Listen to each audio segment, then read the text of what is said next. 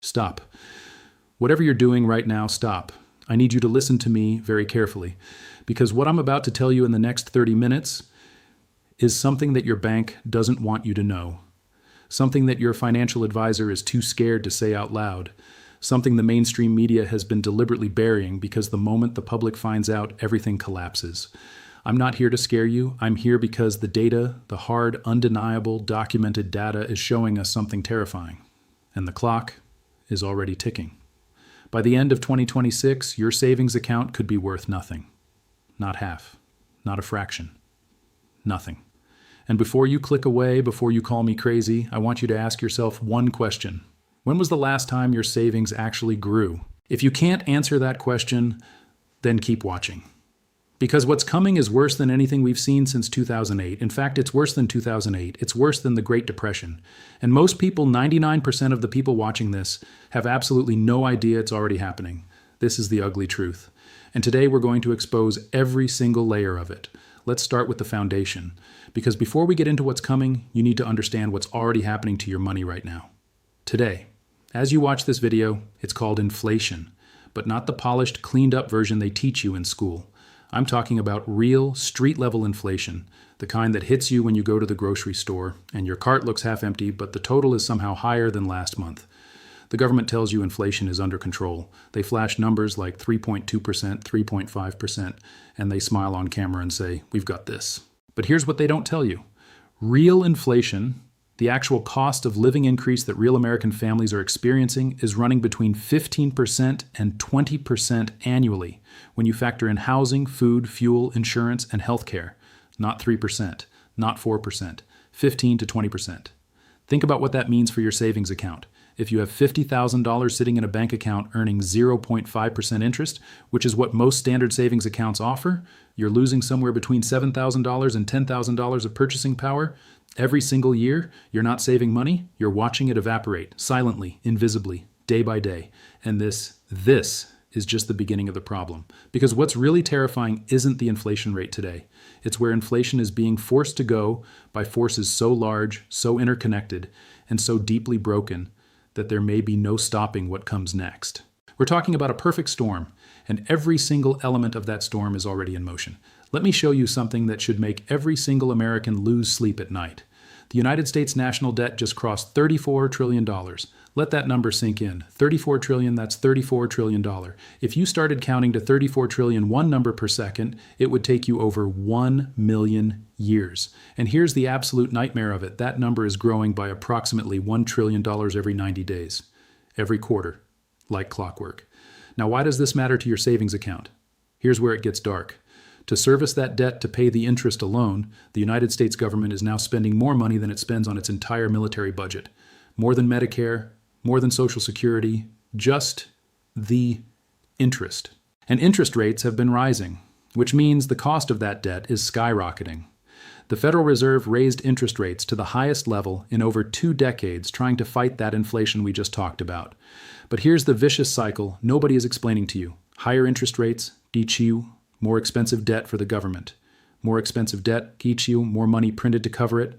More money printed teach you more inflation teach you higher interest rates. Round and round and round, a spiral with no exit. Here's the ugly truth that Ray Dalio, one of the most respected investors on the planet, has been screaming from the rooftops. There are only 3 ways out of this debt crisis. Default, meaning the U.S. tells creditors, we can't pay you. Austerity, meaning catastrophic cuts to every government program that keeps this country running. Or the most likely option, they inflate the debt away. They print so much money that the dollar becomes worth so little that the $34 trillion becomes easier to pay back because each dollar means almost nothing. And who loses when the dollar becomes worth nothing? You do. Every person with savings, every person with a retirement account, every family that did the right thing and put money away. You lose everything. And that is not a conspiracy. That is basic, documented historical economics. It happened in Weimar Germany. It happened in Zimbabwe, it happened in Venezuela, and right now the conditions that triggered all 3 of those collapses are present in the United States. Remember March 2023? Silicon Valley Bank collapsed in 48 hours. Signature Bank gone. First Republic Bank, one of the biggest regional banks in America, wiped out. The government rushed in. The Fed backstopped everything. They said it was contained. They said the banking system was sound. They told everyone to calm down and go back to sleep. But here's what they didn't tell you. Those bank collapses happened because of one thing: unrealized losses on bond portfolios. When interest rates went up, the value of bonds those banks were holding went down, and they were sitting on losses they couldn't cover. Now here's the question nobody in mainstream media is asking. Did those unrealized losses disappear? Did the problem get solved? No, it got worse. According to data from the FDIC, the Federal Deposit Insurance Corporation, American banks are still sitting on over $500 billion in unrealized losses on their bond portfolios. Right now, today, $500 billion just waiting. And here's the trigger that could set it all off: commercial real estate. Office buildings across America are sitting empty. Remote work didn't go away. Companies downsized. And the loans on those empty buildings, those toxic commercial real estate loans, are held almost entirely by regional and community banks. We're talking about $1.5 trillion in commercial real estate loans that are coming due between now and 2026, loans that cannot be refinanced at current interest rates, loans backed by buildings that are worth 30%, 40%, 50% less than they were when those loans were written. If even 20% of those loans go bad, and experts are projecting significantly higher default rates, then that we are looking at a regional banking crisis that makes 2023 look like a practice run. And when banks fail, what happens to your deposits? You're going to say, but deposits are insured by the FDIC up to $250,000. And you're right, they are. But here's the part that will keep you up at night. The FDIC's Deposit Insurance Fund currently holds enough money to cover approximately 1.3% of total insured deposits in America. 1.3%. If we see a wave of bank failures, and the math says we might, that fund gets wiped out in the first hour. And then what? The government prints more money to bail it out, which triggers more inflation, which destroys your savings further. There is no safe exit from this maze. Every door leads to the same place. Now, I want to talk about something that is happening on the world stage right now, something that is being almost completely ignored by American media because the implications are so severe, so earth-shattering, that acknowledging it openly would trigger the very panic they're trying to prevent. The world is abandoning the US dollar. Quietly, systematically, deliberately. For the last 80 years, since the Bretton Woods Agreement after World War II, the US dollar has been the world's reserve currency. Every nation needed dollars to buy oil, to conduct international trade, to hold in their reserves as a store of value. This is what gave America its unimaginable power: the ability to print money and have the world absorb it, to run massive deficits without immediate consequence, to be immune to the economic gravity that destroys every other nation. That immunity is ending.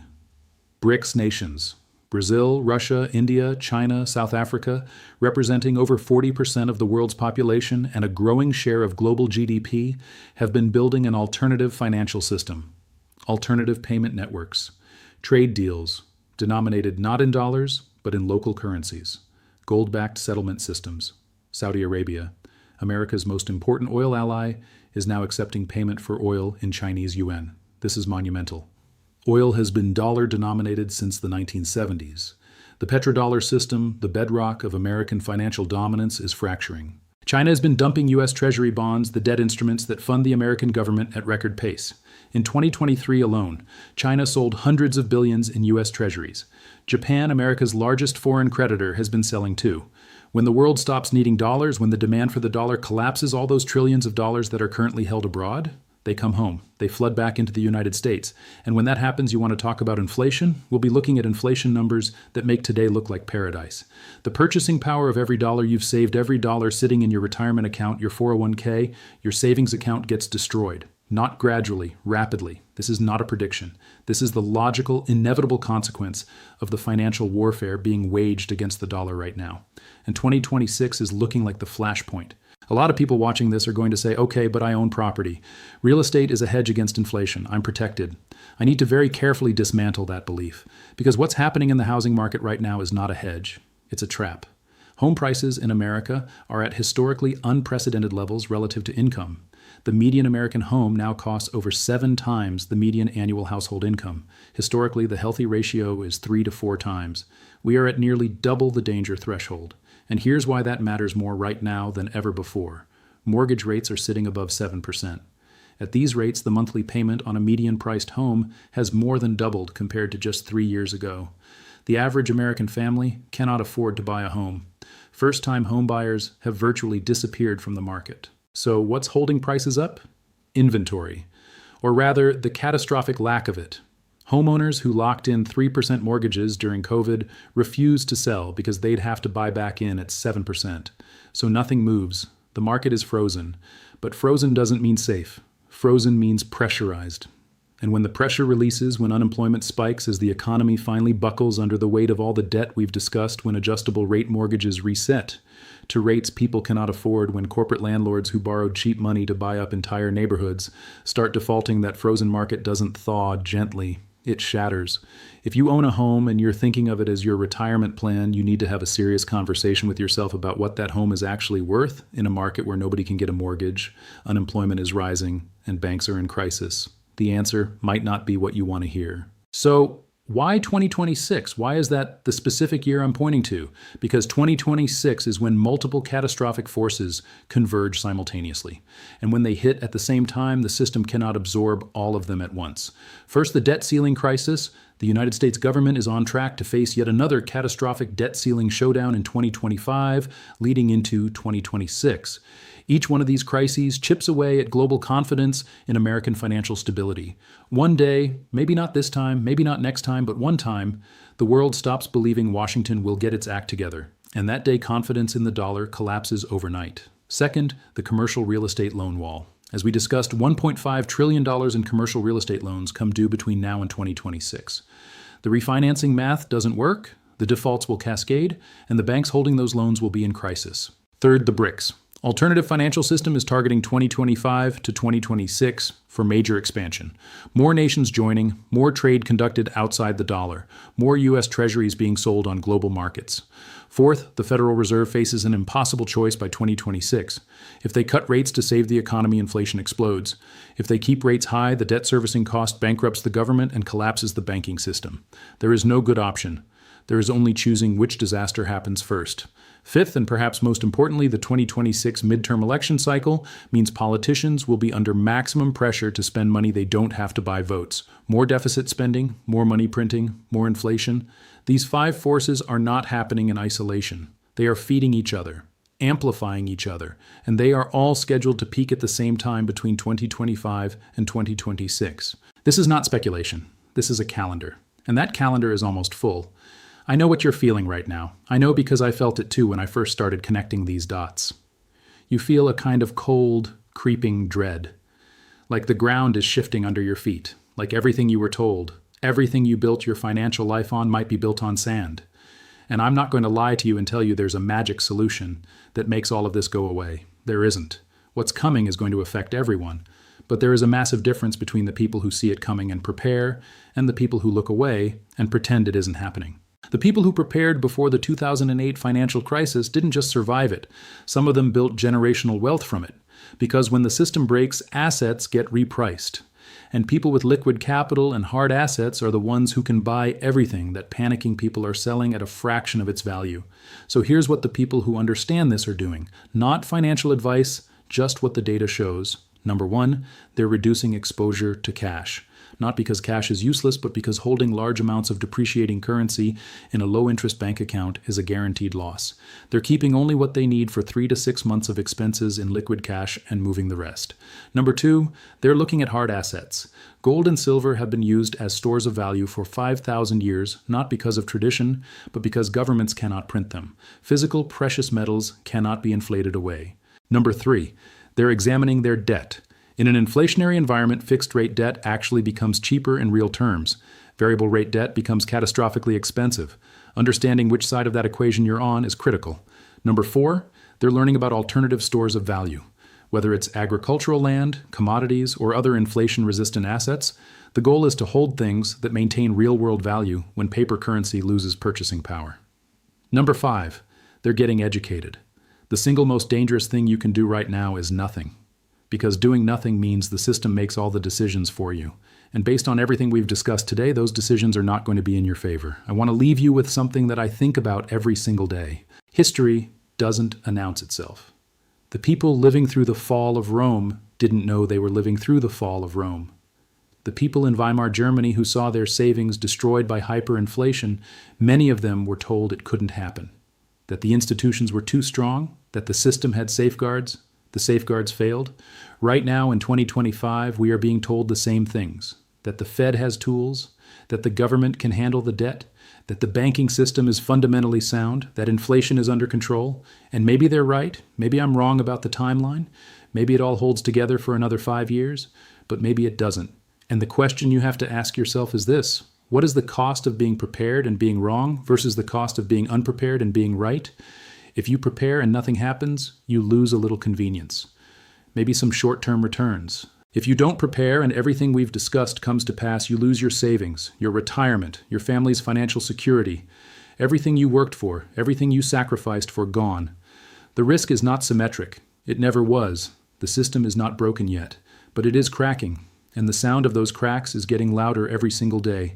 Your savings didn't disappear overnight. They've been bleeding out slowly for years. And if you don't act, if you don't at least understand what's happening 2026, may be the year the bleeding becomes fatal.